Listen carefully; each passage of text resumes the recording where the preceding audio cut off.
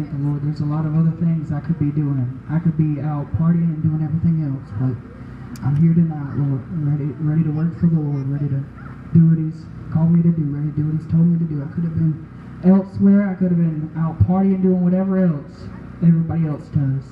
I could be drunk right now. I could be doing whatever else, smoking or whatever, but I'm right here. I'm not doing what everybody else does. He's called us to be different. You can choose to be different. You don't have to be like everybody else and conform to the crowd and be like everybody. You can be different. That's what we're called to do as Christians. We're called to be different. Some people think they're Christians, but they don't act different. They act just like the rest of the world. Yes. They conform. They're just like it. They're compromising is what it is. But I don't want to compromise. I don't want to be the same like everybody else. I want to be different. Well, tonight I'm going to be talking out of Luke chapter 10, starting in verse 38. Now it came to pass as they went, and he entered into a certain village, and a certain woman named Martha received him into her house.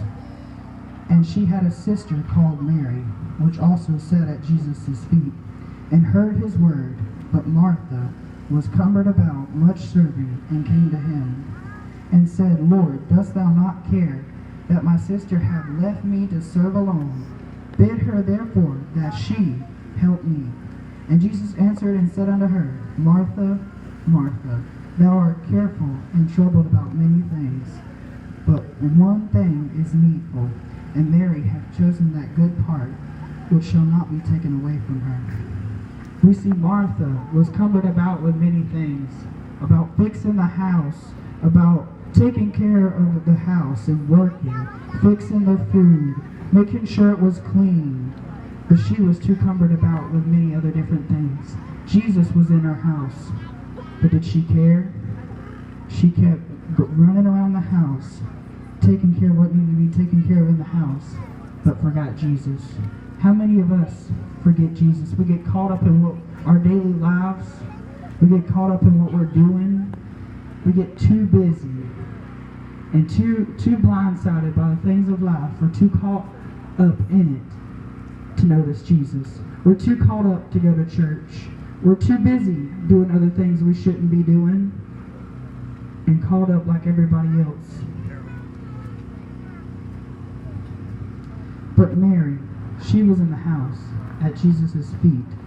She was the one serving Jesus. She was the true Christian. She was at Jesus' feet serving Jesus. She wasn't caught up like everybody else. She was different than Mary. She wasn't like her. How many times do we get caught up in what we think is important and our self-needs and what we want and our jobs?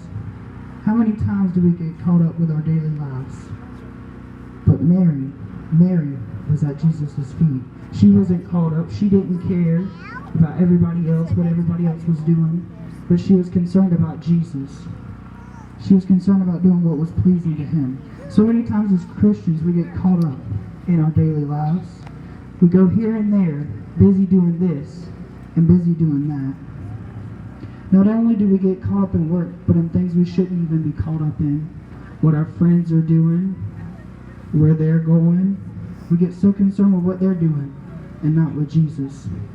Some get caught up and try to fit in the crowd at any expense.